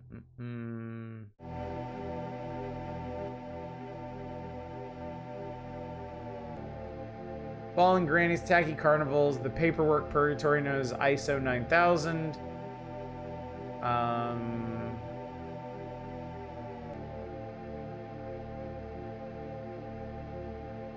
Okay. I don't really feel like reading through all this. This is only a preview of Earthworm Jim 2. We can play the real thing when it gets a feature in the magazine and not before. I'm fine with that. I am gonna take a look at it at some point. Just as I've actually played, we do have to. I've decided we have to. Because I've played a fair bit of Earthworm Jim 1. I'm quite familiar with it at this point. And I've gotten a fair distance into it. I've never played the second game. And I do want to know how it compares. So. Stamps for Champs Killer Instinct Tournament. What are you supposed to do? You win Fulgor's face mask doing this. Take a photograph of the winning screen from Killer Instinct and send to the address below. Oh, you just have to take a picture of you beating the game. I wonder how many people entered this. Stamps for Champs. Okay, I can explain this. You see this right here? This is a super power stamp. Super power stamps were worth $1 towards Nintendo Power Swag. And they were kind of the reward du jour for all their challenges and stuff since at least 94. I actually collected superpower stamps, and I got one of my guides. I think it might have been the Mario Paint guide for free using superpower stamps. Did you get stamps for subscribing? You got a very small amount of stamps for subscribing. I think maybe just like 4 or something for the year. Nintendo Power did partner with game publishers at the time and put superpower stamps in some games. So you'd sort of get like a cash back thing in a way. Well, not cash back, credit back. I do remember the stamps. I'm not sure how KI factors into it. It's a contest. The first 500 entries in the KI Stamps for Champs tournament automatically win power supply stamps. So you take a photograph of the winning screen from Killer Instinct arcade mode. You send it in. If you're one of the first 500 entrants, you win power stamps. It's basically it's like the Power Players Arena, but they pulled it out and made it its own thing in this issue because Killer Instinct is such a big deal right now. So, I don't know. Not exciting for me because I didn't really give a shit about Killer Instinct, so. Also, apparently, at the end of the game, so the two-headed monster man, who's the final boss, I don't know. It says, Billy, you let my long-lost son Billy. My son was lost in a car crash. I gave him that club for his birthday. And then he, beats her to death or something. Killer Instinct's weird, dude. I'm not sure I follow. Good evening, Dragnell. Good to see you. Surprised to see you streaming on a holiday. I always try to. You know? Unless it's a particular, stay up late or something. But yeah, Thanksgiving isn't really a big deal for us around here. So. Brutal. Yeah, Idol. That's his name, right? Oh no, it says it over here. All you have to do is take a photograph of your victory against Idol. Thanksgiving is kind of a fake ass holiday. I mean, look, I'll take any excuse to eat some nice food and be lazy. All right. Virtual Boy Wario Land. Wario Land is Virtual Boy's breakthrough title, combining the system's 3D graphic capabilities with innovative gameplay for spectacular and fun results. Wario Land's programmers have made the backgrounds an integral part of the game, designing a vast underground world where you spring between the foreground and background paths to squash enemies, collect power-ups, and uncover a fabulous hoard of treasure. Gargos was KI Gold, because that's the one I had. Yeah, I thought Gold was the home console version of 2 as well.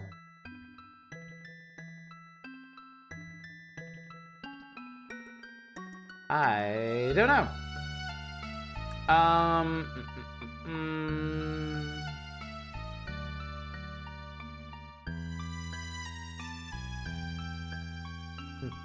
Much of the game's action takes place in detailed 3D backgrounds, a feat made possible by the Virtual Boy's ability to create a sense of depth and distance. The best thing about this feature is it isn't just a gimmick that screams, hey, look, 3D. Leaving back between the foreground and background becomes an integral part of the run, jump, stomp gameplay that players come to know and love, while also adding a fresh new twist. I don't really remember it being that big a deal, but we'll play some more of it and see. What twist? I don't know. It's not really that dramatic to me. I don't know. It's one of those things where it's kind of hard. It's kind of hard to judge this from the proper perspective because, again, we live here in the future where numerous games have done this gimmick, made great use of it, and most importantly, did it on systems that wouldn't burn the eyeballs out of your head. So yeah, I don't know if I would really argue it's a fresh new twist. I guess it was for the time, but it also didn't really feel very well used when I played this last time.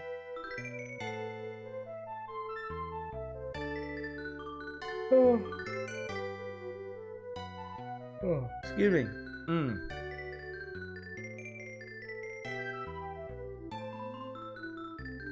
I will say this game seems solid enough.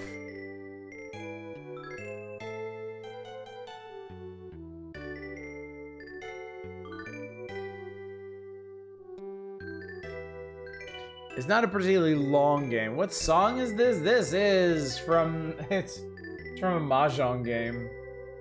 Shinhai? It's the credits music from it. So. Alright, let's maybe actually play something.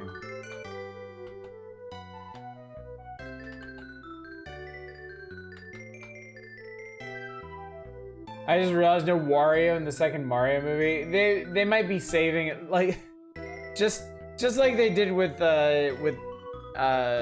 Shadows in the Sonic the Hedgehog franchise. Maybe they're saving Wario for the third Mario Brothers movie. Yeah, let's spike him. All right, let's see here. Zoop and Mahjong are the best songs. Zoop has a pretty amazing soundtrack, to be fair.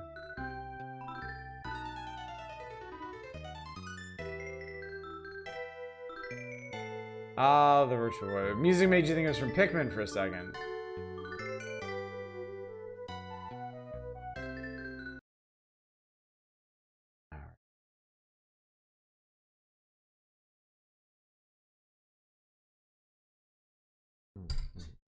Maybe Wario will also be voiced by Keanu Reeves. I would kill for that. That'd be amazing.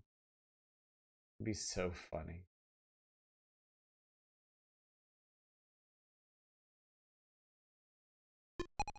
Whatever, man.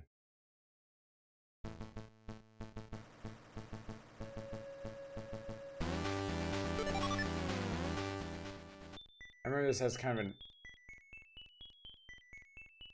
annoying intro. Alright, we're doing great.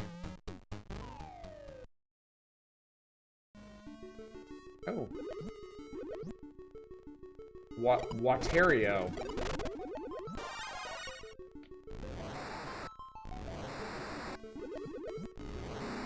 Gotta get some food, see you later. Alright, Arcane, have a good one. Thanks for coming out.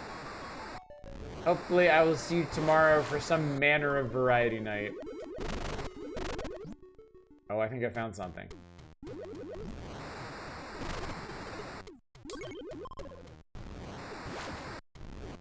I set that fucker on fire.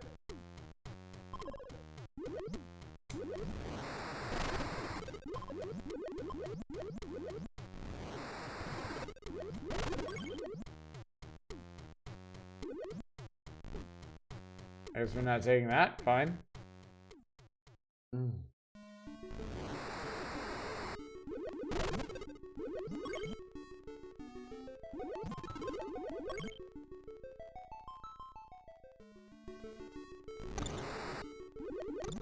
Oh, now that looks like it was probably pretty terrifying in actual 3D.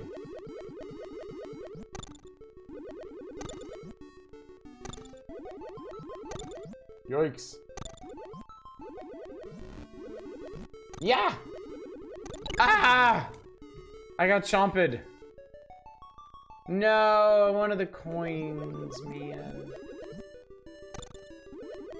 Ah!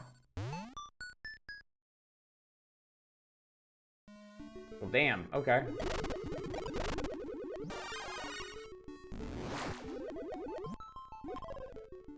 Oh. Oh no, I can't.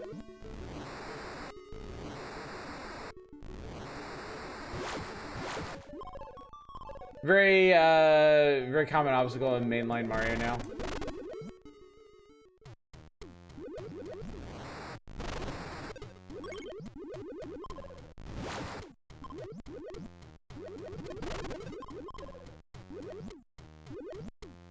I do like Wario's water controls. They're pretty solid.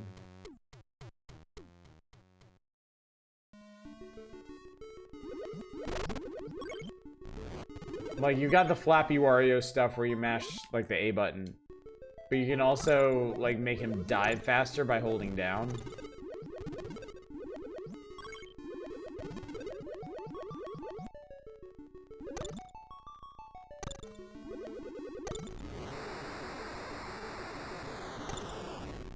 Oh, I can scare these guys off with fire.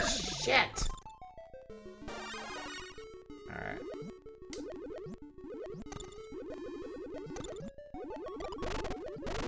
Alright, skip. Get me out of here.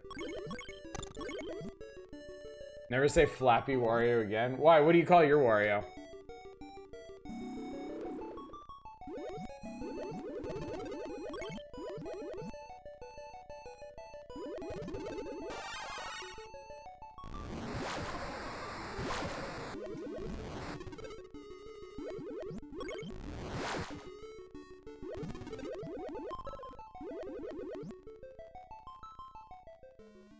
Garlic chungus. Nice.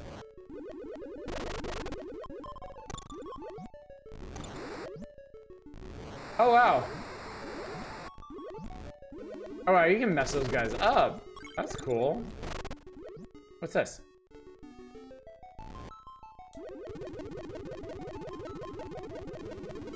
I see that key.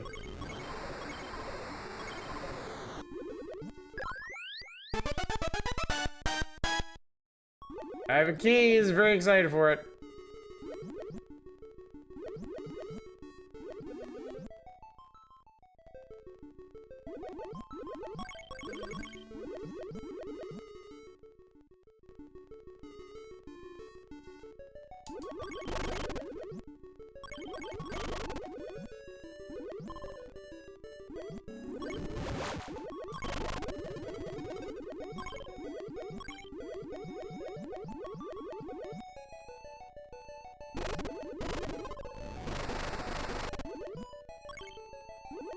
Man, this really seems like it would have been a really solid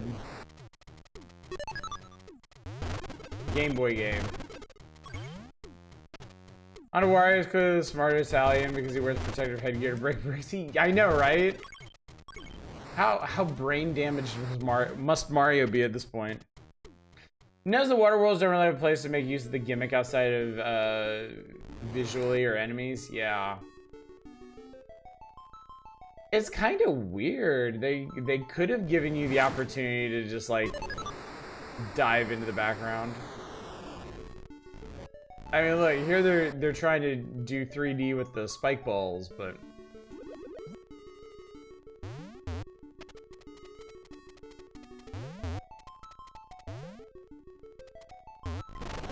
not particularly exciting either.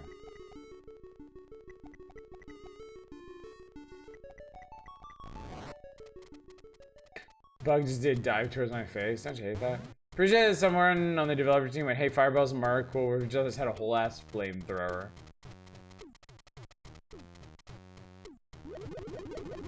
Yeah, this is sort of what we were talking about before, where there's not really anything in this game that, like, necessitates the Virtual Boy.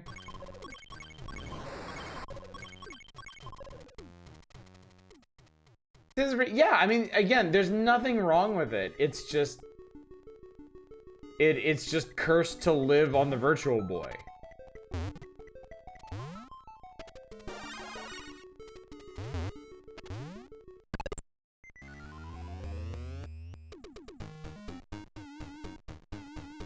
Oh. I have to get in there manually.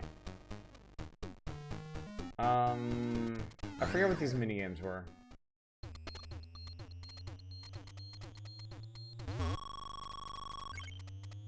That's nice animation.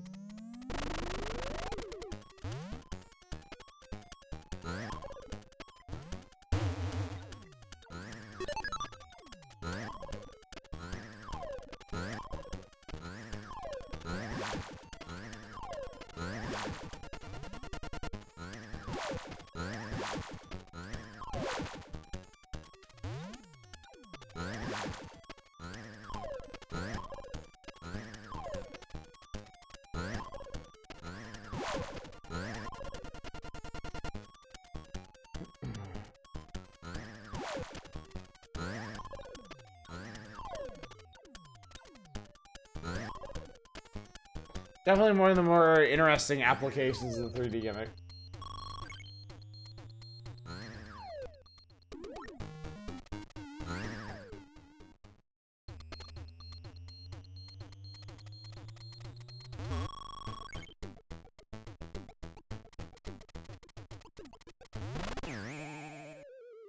I got nothing.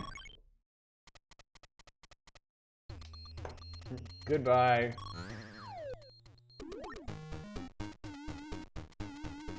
I like that guy over there just watching TV and hanging out.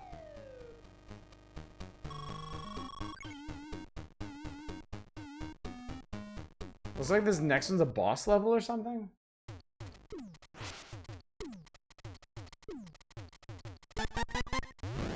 Oh my god.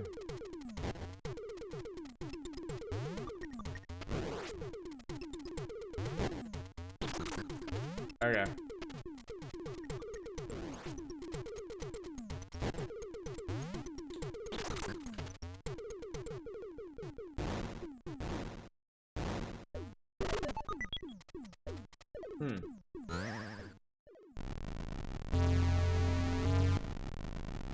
Oh, that was just the doorman.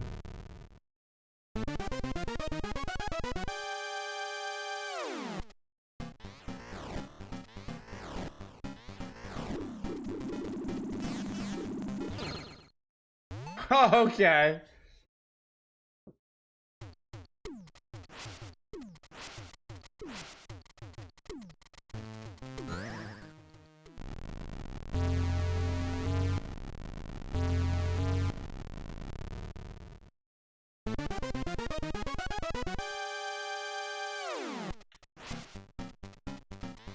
Yeah, you don't have to do it again. Isn't that nice? That's not nice.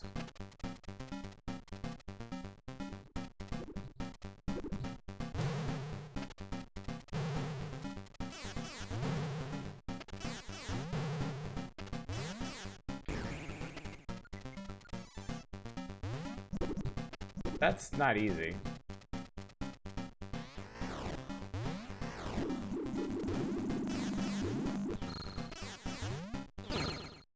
That's actually really not easy.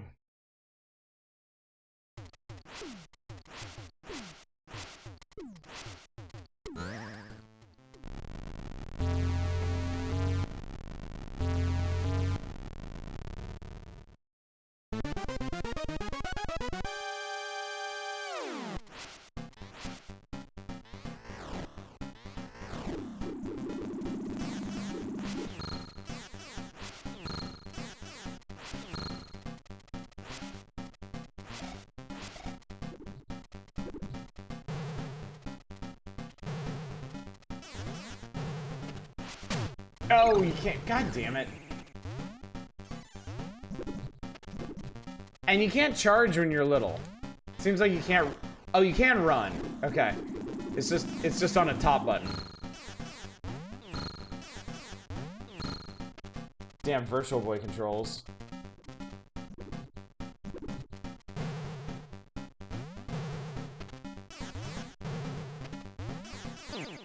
See, that's fucking rough, man.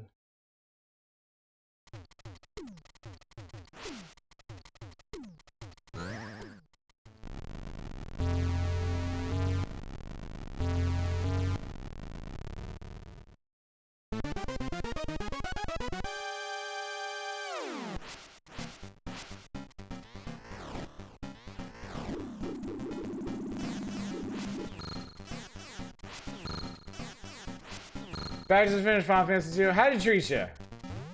How'd you like it?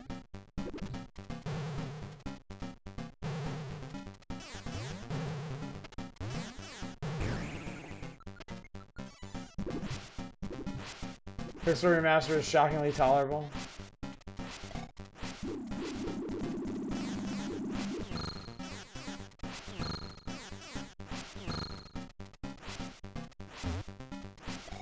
Still the worst classic Final Fantasy by a country mile. God damn it. This is hard, man. That's a really awkward way to have to do this.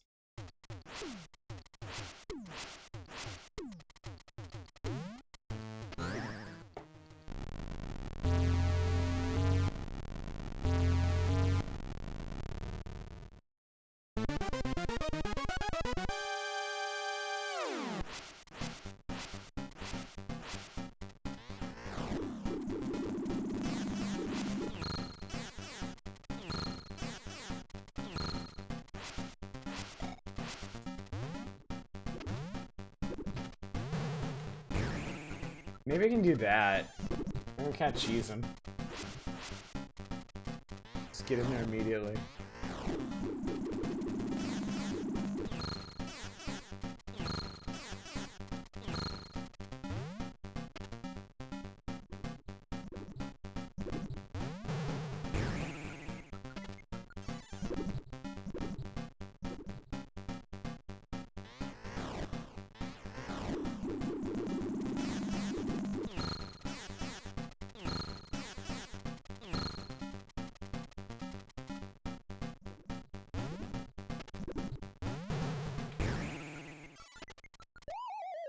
Okay.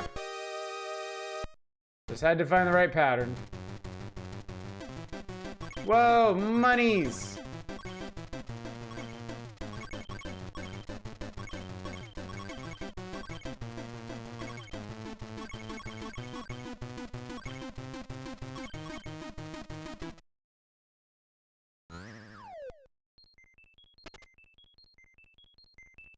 Goddamn key.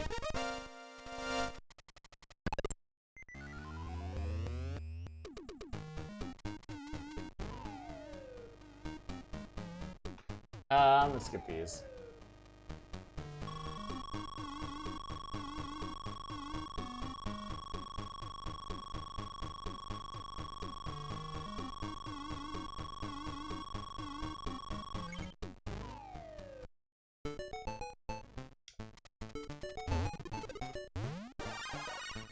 I have Maiden Cops saw beat him up, man. It's dirty as hell.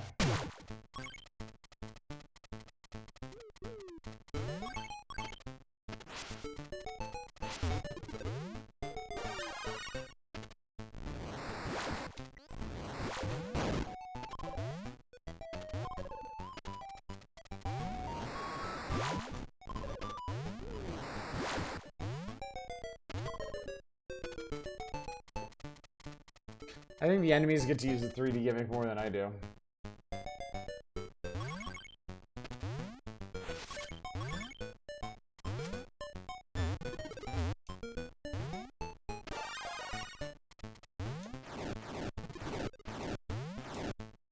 Wow.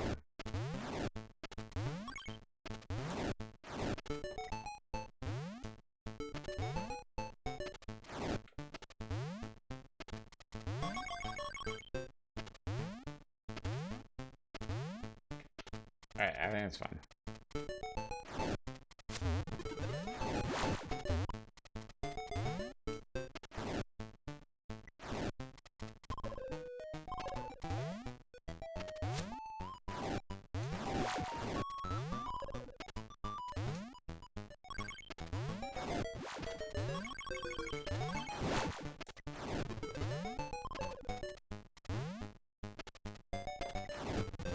Oh, that's cool.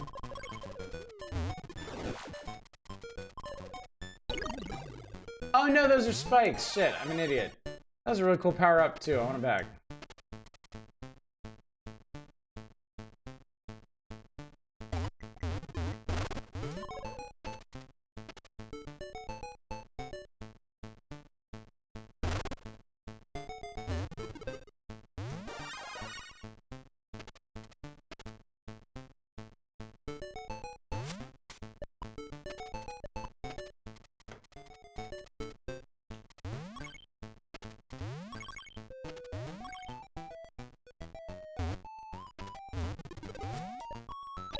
Ow. Right in the ass. The sprite work in this is very good. I like that it's a bit oversized from other,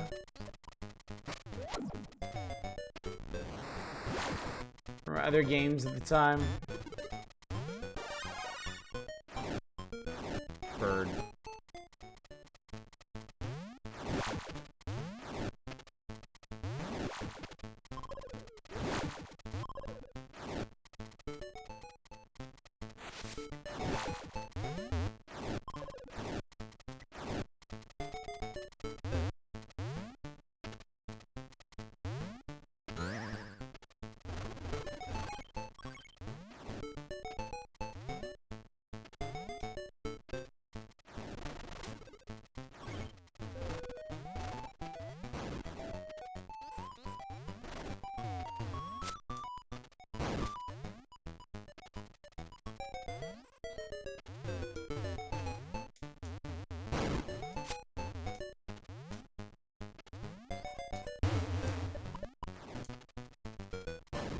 Best version of very far and there's no competition.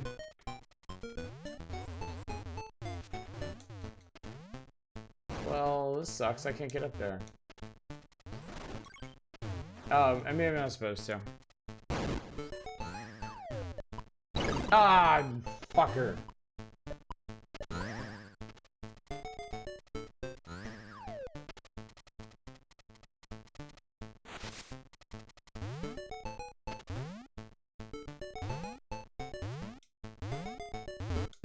Oh no, I know where I am.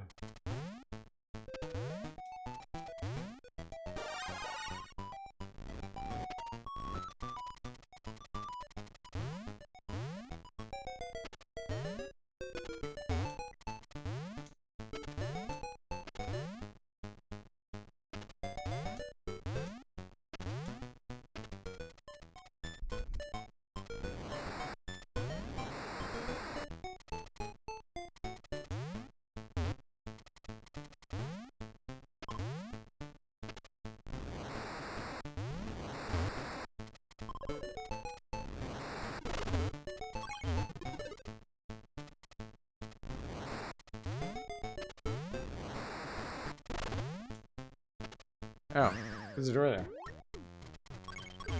Sure do hope there's a key in here.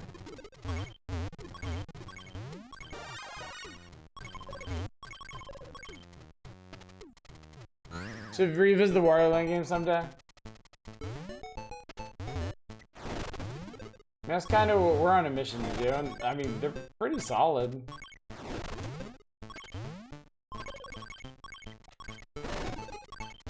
The first one, unfortunately, is a little bit lacking. Not a bad game by any stretch of the imagination, but...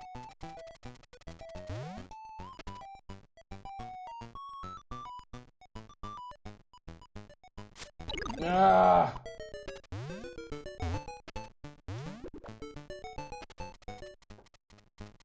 The key was probably in that box, honestly. Really didn't know what they want to do for one. Oh, there's the damn key. Alright, let my ass out of here.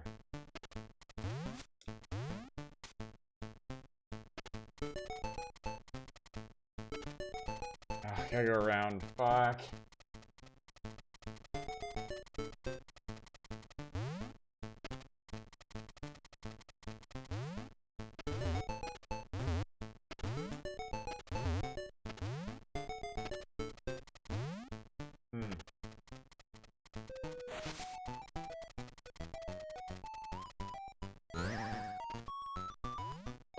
Shit.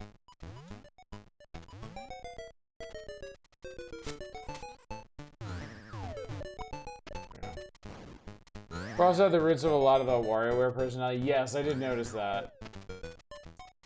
Certainly. Yep. Ah! Oh, thank God, you can bounce off of those. They're not conventional death projectiles. I was off sleep, day caught up with you, night all. Good night, Fury. Thanks for coming out. It was good to see you as always.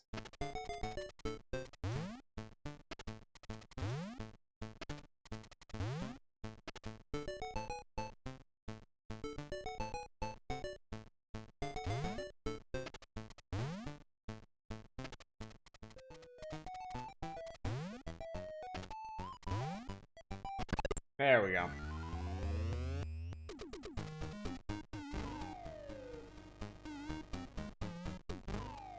Oh, the guy's gone. Alright, well, that's 3 more levels down.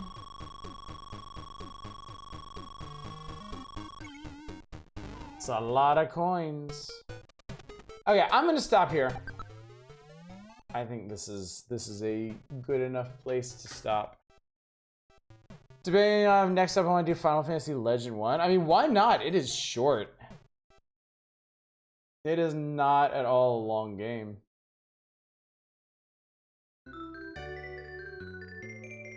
And I think we both know it's the kind of game that you would enjoy, so.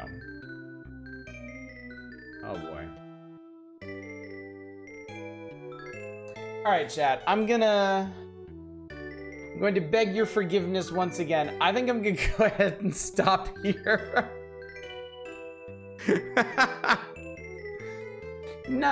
Not to say that Waterworld is that discouraging to run into, but it kind of is. Honestly, I'm super tired, chat. Yeah, it's been a bit of a struggle to hold it together this long.